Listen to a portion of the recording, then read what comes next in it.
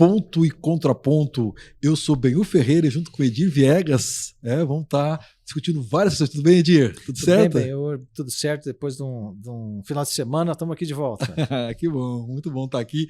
E olha, aqui que a gente vai estar conversando hoje, vários assuntos, né? Vamos tratar uma questão muito polêmica, acho que você vai gostar de estar acompanhando, a decisão do Reino Unido de proibir que as pessoas, a partir de um determinado ano, possam comprar cigarro, mesmo sendo cigarro eletrônico. Vai estar discutindo isso. O que mais que vai discutir hoje, Edir? Também a questão das terras raras, né? Aqui no Brasil, que está dando muita polêmica, inclusive com manifestação do presidente da República, mobilização no Congresso Nacional. Né? Outro assunto importante é na área ambiental, né? Mortandade de abelhas no projeto de celulose aqui em Mato Grosso do Sul. E ainda na parte cultural, Benhur, uma polêmica que surgiu hoje, que é a contratação dos artistas que irão se apresentar no Festival América do Sul em Corumbá, agora no mês de maio. E se der tempo ainda, que tem assuntos bem polêmicos, a gente comentar também essa questão em relação Brasil e Estados Unidos, né?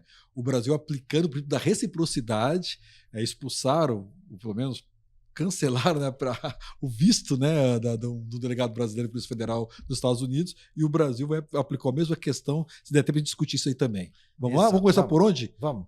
Vamos começar pelo Reino Unido? Reino Unido. Então, você pode dar a notícia e eu vou comentando? A notícia é o seguinte: está proibido a venda de cigarros, o cigarro convencional. O cigarro eletrônico ainda está em discussão. Aos nascidos a partir do ano de 2009. Ou seja, quem tem hoje 17 anos não pode mais comprar cigarro. Não pode. E eternamente, né? Quem nasceu, vitalício, né? Quem nasceu em 2010, mesma coisa, 11, 12, aí vai indo. Né? E a ideia é acabar, extinguir o tabagismo no Reino Unido. Vamos ver se dá certo, né, Benhur? O que você acha disso? Olha, é bem interessante. Por quê? Porque envolve uma questão política, mas também filosófica, né? O que na verdade é o seguinte, só para ver se você compreendeu bem o que o Edir acabou de falar aqui agora. Tá proibido para sempre. Quem nasceu a partir de 2009 não vai poder comprar mais cigarro. Vai ser considerado uma atividade ilegal. Pois bem, o que está colocado nessa questão? Até onde o Estado pode interferir na liberdade do indivíduo? Eu li matérias, por exemplo, dizendo o seguinte: olha, se não me engano, o tabagismo é a 4ª causa de morte no Reino Unido. O custo acho que 65 mil pessoas morrem por ano. Lá na Inglaterra, no Reino Unido, a saúde é pública, tem um sistema que o Brasil inclusive copiou, o SUS. É bem semelhante. Bem semelhante. O Brasil copiou deles, tudo lá funciona, né? E parece com muito mais recursos que o nosso SUS. Então, muita gente está alegando questão de saúde pública. O que chamou a atenção, Edir, é que é uma iniciativa que partiu dos conservadores, que estão na oposição, e do Partido Trabalhista, que está no poder. Eu não sei qual foi o placar da votação, mas tudo indica que foi parece que se formou no parlamento um grande consenso, não sei se unanimidade, um grande consenso em torno dessa lei. Então, o argumento é a saúde pública. Quem é contrário, por exemplo, ele não falou exatamente desse projeto, mas eu li muito hoje o Hélio Schwartzman, articulista da Folha de São Paulo, que é filósofo, e ele tem a ideia seguinte, que o Estado tem que orientar, avisar, mas ele acha que o indivíduo escolhe a maneira da sua existência. Sabe? Ele acha que se o Estado interfere, acaba o Estado ditando o que você tem que fazer. Ele fala que o Estado tem que informar. Agora, se você quiser fumar e saber que vai dar câncer, é problema seu.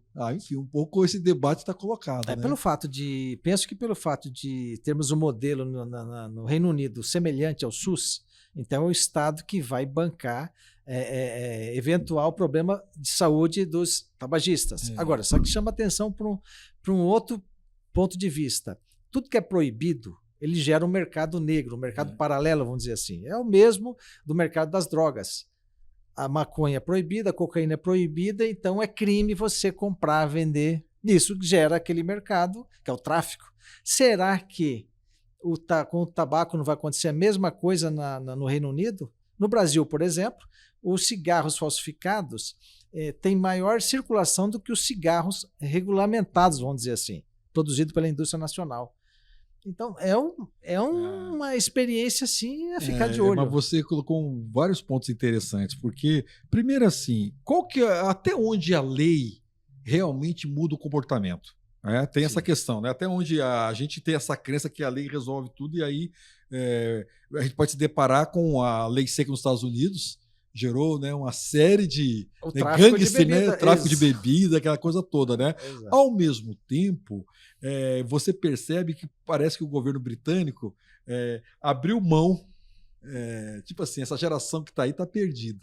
Essa geração que está aí. Vamos ter que tutelá-la. Vamos tutelar essa geração. Mas pelo menos vamos tentar criar uma outra geração que não tenha essas mesmas mazelas, né? Porque o que é curioso, que até onde eu estava lendo, no Reino Unido, eles incentivaram o cigarro eletrônico lá atrás com a ideia que poderia combater, seria menos maléfico que o cigarro tradicional. Entretanto, a indústria aperfeiçoou os sabores, usou muito marketing e ganhou muita juventude e parece que o cigarro eletrônico é tão prejudicial como o cigarro tradicional. Mais prejudicial. Mais prejudicial ainda, muito mais. E a ideia quando surgiu era essa, fazer com que as pessoas abandonassem o tabagismo. A Netflix tem um documentário muito, muito interessante sobre a história do cigarro eletrônico. Você vê que no começo ele nasceu sim com essa ideia, depois o poder econômico desvirtuou totalmente e deu no que deu. Mas vamos estar acompanhando, porque você vê aqui, só para a gente encerrar esse assunto, no Brasil já está proibido de celular nas escolas, do ensino médio, está proibido, e o resultado parece que é positivo, até aqui. Né? Essa lei do Reino Unido, se não me engano, não sei se foi a Nova Zelândia ou a Austrália, também adotou uma lei assim e voltou atrás. E eu vi muita gente dizendo o seguinte, olha, que você não pode só fazer uma lei proibindo, você tem que criar uma lei garantindo a saúde, aperfeiçoando, investindo na educação, na formação. Mas, enfim, a gente sabe que a indústria do tabagismo ela é muito poderosa e ela consegue, de certa forma, driblar algumas restrições. Né? Mas o debate de fundo é esse, filosófico. Né? Até onde vai a liberdade do indivíduo? Eu tenho liberdade para ferrar com a minha existência e tem aquela questão do fumante passivo também. Enfim, daria uma grande discussão. Mas vamos acompanhar essa experiência do Reino Unido. Vamos sim. Bem, eu tenho outro assunto aqui que também está provocando bastante discussão, que são as terras raras. Né? O Brasil, na condição de segundo maior detentor de terras raras, a supremacia é da China. Né? E em função desse choque de potências China e Estados Unidos, que está se concretizando hoje, passou a ser uma discussão muito relevante. Né? E o episódio que chama mais atenção é o seguinte: na semana passada, o grupo de investidores estadunidenses comprou por 2 bilhões e 800 milhões de dólares a mineradora Serra Verde, em Goiás, a única no Brasil a produzir terras raras, né? E metais como disprósio, térbio e ítrio, fundamentais para a produção de bateria para carro elétrico, energia renovável, defesa, semicondutores e indústria aeroespacial. E o único ativo que o Brasil tinha foi vendido, né, para empresários e investidores norte-americanos. Evidente, os controladores brasileiros continuam na sociedade, mas tem uma cláusula contratual, que é o seguinte: 100% do que for produzido pela mineradora Serra Verde obrigatoriamente só pode ser vendida para os Estados Unidos. 100%? 100%. Ou seja, o Brasil não faz nenhum estoque, e vai continuar fornecendo matéria-prima apenas, né? Porque ele não produzir componente a partir das terras raras que ele possui, ele produziu semicondutores, entrar nessa cadeia de alta tecnologia, mas não. A gente corre esse risco de pegar o que nós temos aqui e entregar para os Estados Unidos. E importante que você colocou, Edir, eu estava lendo agora há pouco, tem um debate no interior do governo Lula que é o seguinte: uma ala defende que tem que criar uma estatal, seria a Terrabras, para cuidar dessa questão. Outro entende que o papel do Estado não precisa ser tão ativo assim, que tem que ter um marco legal, tem que regulamentar, mas o Estado atrair investimento privado, porque os investimentos são que o Estado não teria condições de investir. Então está tendo um debate. O governo pediu, se não me engano, quem está relatando na Câmara o projeto do marco legal é Arnaldo Jardim, do Cidadania. O governo pediu para retirar da pauta, ficou marcada para maio, para ver se o governo chega num consenso qual é a melhor estratégia. Mas uma coisa para a gente estar de perto acompanhando, né? Se trata de uma área mais que estratégica. Exatamente. Depois da China somos nós. A gente sabe que os Estados Unidos uma guerra aberta contra a China, disputam, né? Então, essa possibilidade que eles tiveram de comprar essa empresa brasileira, né? E você vê como que o Brasil está atrasado na regulamentação, né? Sim. Porque, como você colocou, se é algo tão estratégico, o Brasil podia abrir mão assim, né? De uma empresa como essa, de uma indústria como essa, e esse marco legal vai permitir, por exemplo, nacionalizar essa empresa eventualmente? Poderia criar uma crise diplomática? Está sendo discutido, inclusive, essa possibilidade. E olha que essa empresa foi criada em 2024.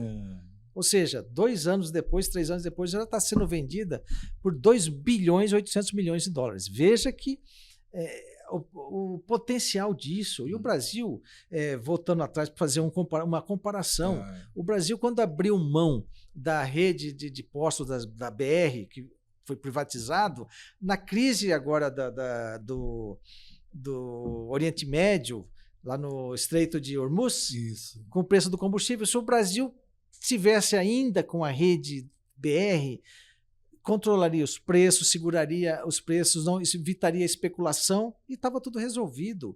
Veja que são situações estratégicas que no país não pode abrir mão. Privatizou, por exemplo, a Eletrobras, energia elétrica é estratégico. Terras raras também é uma questão estratégica. O Brasil não pode abrir mão. Nós temos que sair dessa condição de vassalagem, dessa condição de exportador de matéria-prima. Nós temos que exportar tecnologia. Quer investir nas terras raras no Brasil? Ok, mas a tecnologia vai ficar aqui. O Brasil tem que se preparar tecnologicamente para crescer junto. Mas daí você coloca um item que eu quero reforçar, que acho que é um tipo de debate de uma sucessão presidencial. Acho que você que está nos acompanhando tem que perguntar ao seu candidato, a sua candidata, qualquer cargo, somente cargos federais, né? Senador, senadora, deputado federal, presidente da República, qual que é o papel que ele acha que o Brasil tem que ter em relação a terras raras?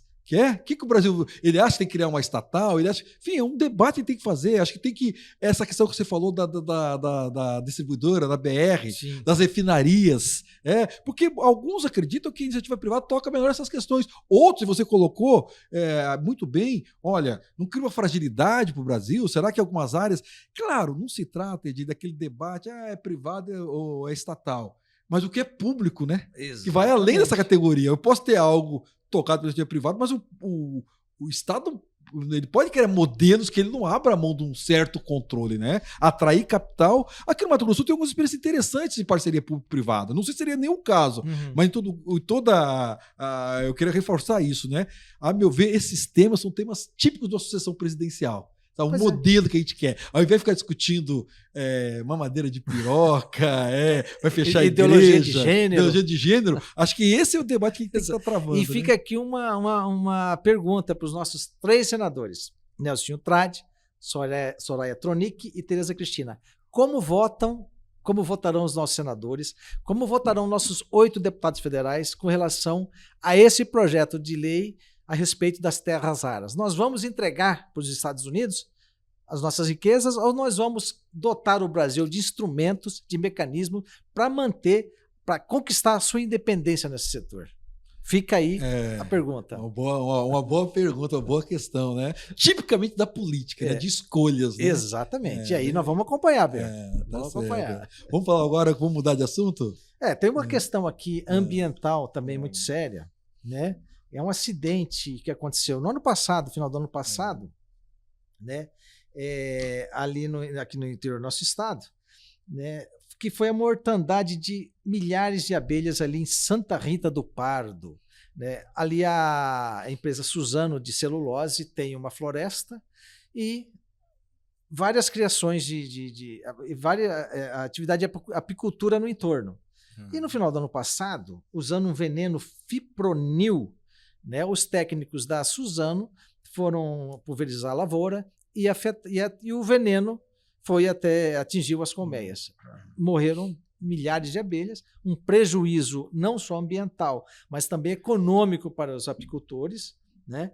E não se falou mais nada disso. Veio para a imprensa, alguns veículos publicaram, aí não se falava, ninguém mais falou nada. Na semana passada, o deputado estadual Zeca do PT, na Assembleia, leu uma moção de repúdio a Suzano em função desse acidente ambiental. E encaminhou para a denúncia para o Ministério Público Estadual e para o IBAMA. Não sei se encaminhou para o IMASU também, não sei se seria competência do IMASU. Mas verdade é que o acidente aconteceu, esse veneno foi banido na Europa, mas a gente continua usando aqui no Brasil, onde há uma liberalidade aqui com relação a agrotóxico, assim, absurda. Né? E esse é o assunto, Benhur, que eu penso que deve chamar atenção, porque nós estamos instalando uma segunda unidade de celulose ali em Inocência, que também é coisa absurdamente, um complexo enorme, talvez maior do que a da Suzano. Né? E o que chama atenção são as autoridades, Benhur. Até agora não tomaram nenhuma atitude, isso já esteve na mídia, já está na mídia, precisa de um deputado chamar atenção. O que acontece, será, Benhur, por trás disso? Mas olha, você falando nesse episódio, eu me recordo de um episódio imbonito, quando o promotor, que agora me escapa o nome, muito ligado à questão ambiental, Luciano Lobé, se não me engano, salvo engano, Luciano Lobé, que está em Campo Grande agora, e que ele exigiu do pessoal que lidava com o turismo que tivesse um planejamento que garantisse a sustentabilidade. Eu me lembro que uma coisa que ele questionava é o número de pessoas que desciam de bote no rio, né? Porque se você for imaginar o número de descidas todo dia, nas cachoeiras, nas pedras, altera, enfim. E a reação do trade turístico foi muito dura em relação ao promotor, dizendo que aquilo lá não causava tanto efeito assim, que ia fechar empregos iam ser perdidos. Ou seja, na verdade, a questão ambiental sempre nos remete para coisa que a gente não está vendo ainda. E que exige tem o chamado princípio da precaução no direito ambiental. Você tem que ter. Então, quando se traz essa questão das abelhas, confesso para você que é uma área que eu não tenho nenhum domínio. Sim. Mas acho que a questão ambiental sempre tem que ser levada a sério. Acho que empreendimentos como esse da Suzano e lá em Inocência também da Arauco mudaram a realidade do Mato Grosso do Sul. Gera muita coisa, mas a gente tem que ter a capacidade, essa coisa da política, de enfrentar as consequências não tão positivas, às vezes, de empreendimentos como esse. Acho que a gente tem que ter essa. Não é uma coisa ou outra, né? Não é. Você tem que ser capaz de um empreendimento como esse gera a questão, mas e as consequências? Qual é o preço? E está sempre acompanhando. Acho que importante a Assembleia tem que ter esse papel, né? Sim. A Comissão do Meio Ambiente está acompanhando, levantando as questões. Às vezes. E o papel, inclusive, do parlamentar, é claro que se ele tiver embasado, melhor ainda, mas muitas vezes ele tem que levantar o problema. Exato. Levanta o problema e vamos discutir. As autoridades da área vão apresentar seus argumentos, assim que se faz a sociedade democrática, né? Não é varrendo para debaixo do tapete, não é também nenhum preconceito, né? Mas ao mesmo tempo também acho que até porque você informalmente falava, né? Acho que até seria interessante dizer que sem abelhas não há humanidade, mais ou menos. Sim, isso. Não tem, né? Não existe. Sem a polinização natural não tem como. As espécies simplesmente, a fauna, aliás, a flora se extingue, não tem como. E aí, interessante, Benhur, que o Zeca levanta essa questão, mas no município de Santa Rita do Pardo, nenhum vereador levantou a questão. Pelo menos é o que nós pesquisamos. E já se difere numa outra situação envolvendo a Suzano, que aqui em Ribas do Rio Pardo existe uma usina, me parece que é Mimoso o nome. Depois da instalação da indústria, o número de camalotes, de vegetação, virou um problema sério ali na região de Ribas do Rio Pardo. E teve uma vereadora que foi até a tribuna e denunciou. Depois da denúncia dela, chegou a denúncia no Parlamento Estadual, no Federal, e agora está sendo investigado. Então, você veja que o papel do vereador numa situação dessa é fundamental. Ele está na base, ele tem contato com o estadual, que por vezes tem contato com o federal, e assim a gente vai. E é para isso que você vê imunidade. Exato. A imunidade é para a pessoa correr risco. Insisto, ninguém tem imunidade para praticar crimes. A imunidade não é absoluta, mas cabe ao parlamentar levantar essas questões mesmo, forçar o debate mesmo, dar visibilidade para o debate. Interesse público, né, Benhur? Edir, eu quero mudar de assunto. Eu não sei se a gente tem aqui a questão um artigo publicado no JD1 Notícias, o doutor Vinícius Monteiro Paiva, remeto você a... Eu não vou ler aqui todo o artigo, mas o artigo se intitula aqui, né? Mandato, representatividade e disciplina partidária, função sistêmica da janela partidária. Remeto você a estar lendo o artigo no JD1 Notícias, mas eu quero, só para te resumir, Edir, você comentou comigo que não tinha visto o artigo ainda, Sim. né?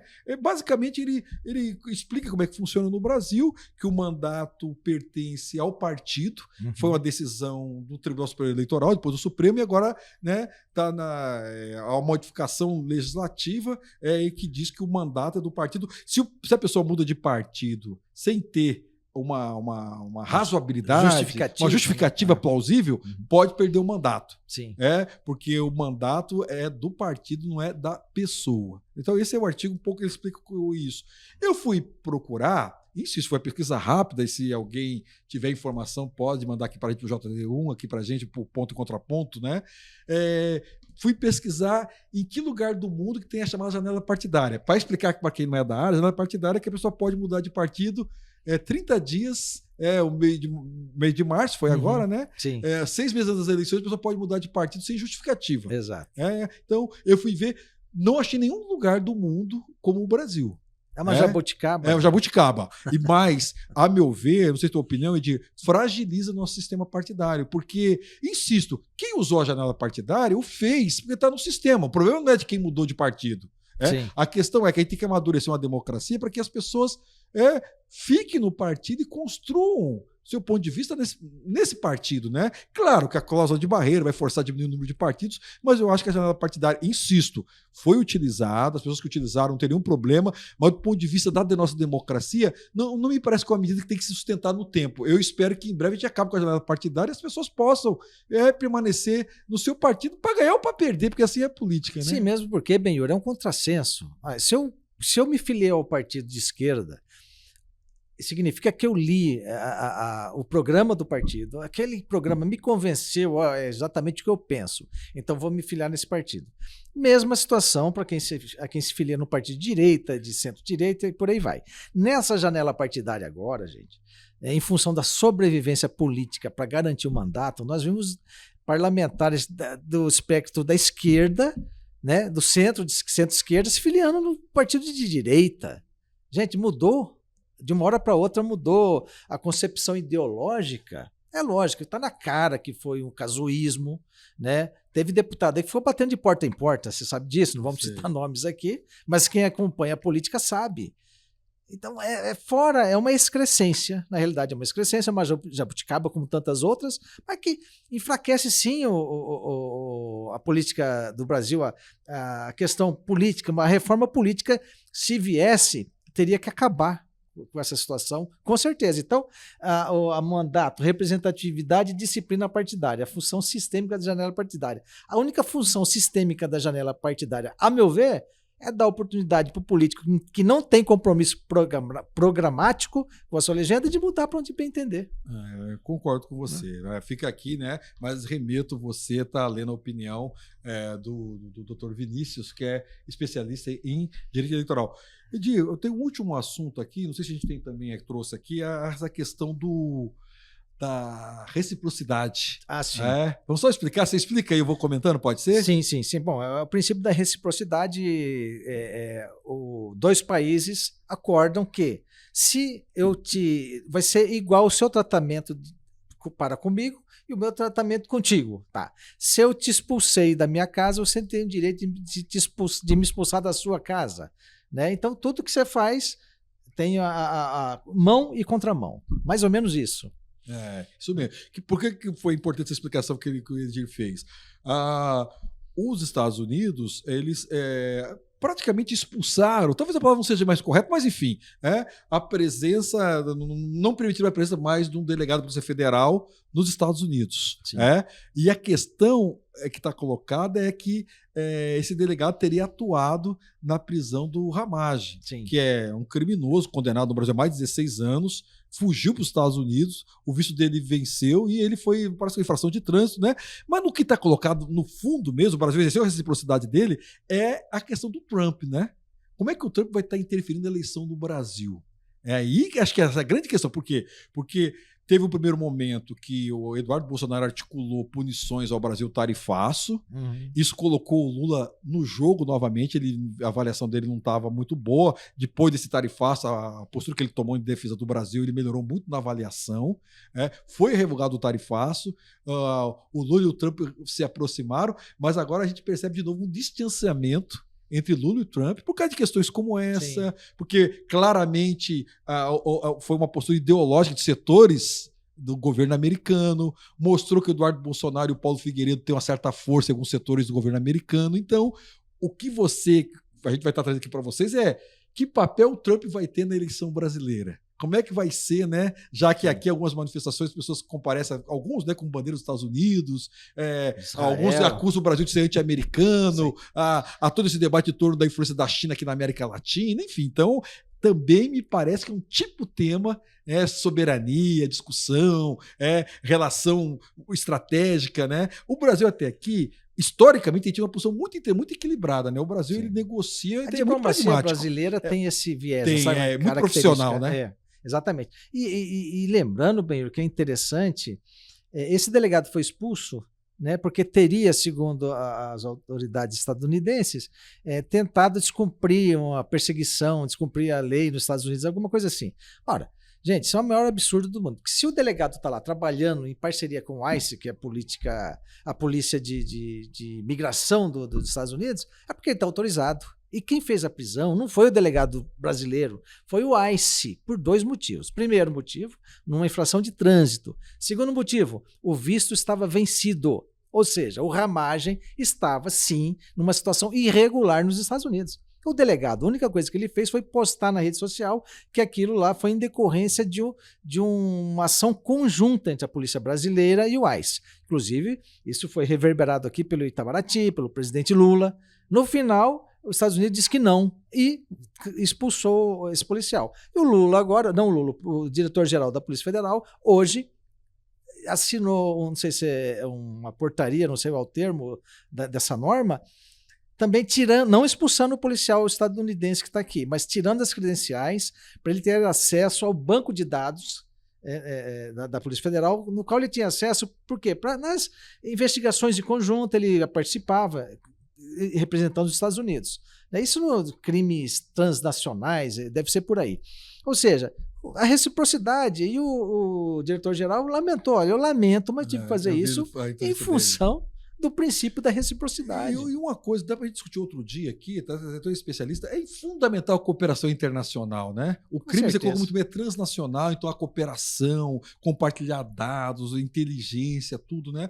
Agora, o Brasil tem que colocar um limite também, né? Isso é independente, né? Eu sempre falo isso, né? Eu tenho muita admiração por muita coisa que os americanos fizeram e fazem, né? Primeira Constituição escrita do mundo, a ideia do presidencialismo, mas nós sabemos que muitas vezes também estão acostumados a impor a vontade deles, né? E o Brasil tem dimensão, insisto, a nossa política externa é muito pragmática, muito profissional, mas de vez em quando também a questão simbólica é importante. Às vezes quando você fala, até aqui vai, né?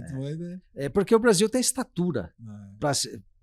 Ele é o líder de um bloco regional importante, que é a América do Sul. E tem mais um detalhe, bem. A justificativa do Donald Trump para a expulsão aí do delegado brasileiro ela beira o ridículo. Gente, o Brasil não produz droga, o Brasil é corredor de droga. A droga é produzida aqui nos países vizinhos, em sua maioria. O Brasil é um corredor do tráfico. Agora, só tem o tráfico porque tem quem usa no final, a outra ponta, que é o consumidor.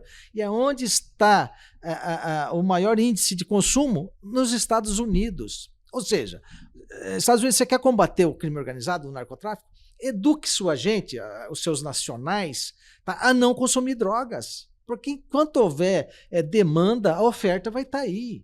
E o traficante não é ideológico, ele quer ganhar dinheiro, tanto que em função disso que é uma absurda essa ideia do Trump de querer declarar o Comando Vermelho e o PCC como organizações terroristas. O terrorismo ele visa um objetivo político. Vamos dizer, os nossos aqui, é até irônico, dinheiro, né? Os nossos bandidos aqui, eles visam dinheiro. Eles não estão visando fim político. Então, Mas acho que isso daí valeria a pena. Outro momento. Mas está momento. certíssimo o governo Lula de aplicar, no meu entendimento, o princípio da reciprocidade. Não tem a menor dúvida disso. Edir, tem mais coisa por hoje? Olha, tem uma questão que agora no final da tarde deu uma celeuma nas redes sociais, que foi a contratação de um dos artistas que irão se apresentar aí no Festival América do Sul, em Corumbá, que de 14 a 17 de maio.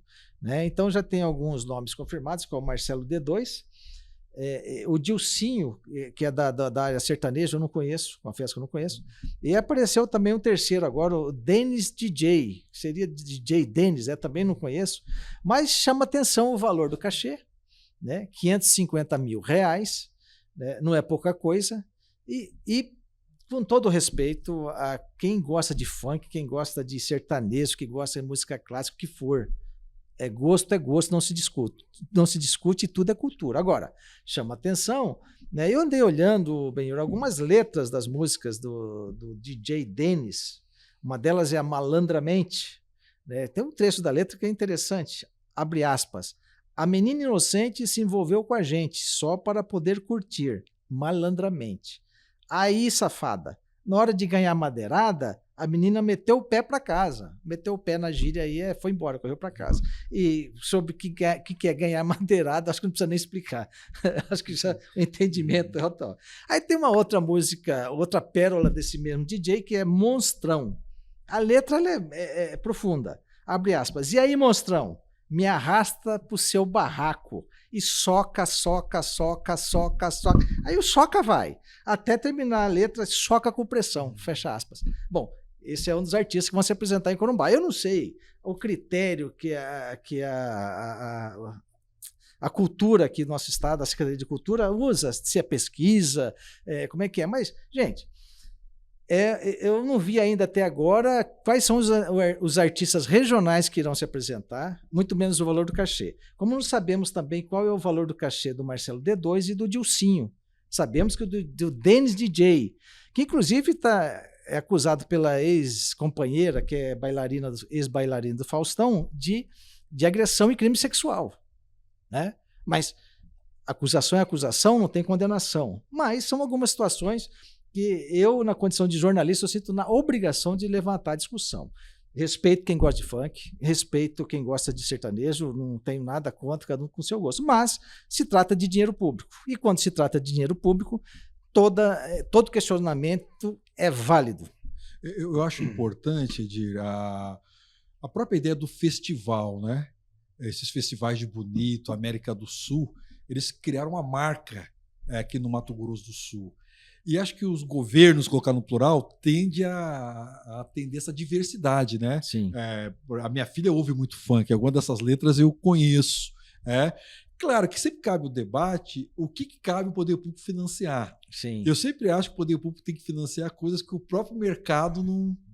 ou seja, não é ser elitista, mas eu acho que o poder público, no meu ver, né, ele tem que focar em manifestações culturais que não tem, muitas vezes, aquela dimensão de massa. Claro, pode contemplar as duas coisas, né? Mas o papel, ao meu ver, do poder público é incentivar aquela manifestação cultural que muitas vezes não tem muito ibope, que não toca muito na rádio, que não tem muita... Rádio é no meu época, né? Hoje em dia na internet, né? Mas acho que a discussão que você levanta é válida e tomara que sempre que eu penso sempre em festivais, da questão cultural, é sempre pensar qual é o legado que se deixa, né? Qual é a economia que se gera. Claro, tem a questão do entretenimento, da parte lúdica, mas também tratar a cultura como um investimento econômico mesmo, né? Você vê, o Rio de Janeiro, ele tem investido em cantores pop, gasta às vezes muito dinheiro, mas o retorno é enorme, né? A próxima, acho que até a Shakira que vem, né? No Rio de Janeiro. Então, acho que é muito importante a gente discutir todos esses temas com toda a sua complexidade, né? Cabe o valor do cachê, como é que vai ser, qual que é o legado, que público vai atingir. Acho que só assim que a gente constrói a sociedade democrática. Você vê, a democracia não é a paz do cemitério, é a paz da vida, né? E a vida é contradição, é debate, discussão, o ponto de vista. Então é muito interessante trazer esses temas aqui. Você vê que hoje a gente falou de terras raras, Trump, DJ... Qual é o nome do DJ? DJ Dennis. Dennis, né? Então tudo cabe, né, aqui na sociedade. É isso, Edir, por hoje? É isso aí, né? E basta da unanimidade dos cemitérios, né, Ben? É verdade. Vamos provocar discussão. Por isso que nosso programa é ponto e contraponto, né? É isso aí. Um abraço, até uma próxima oportunidade. Um abraço, gente.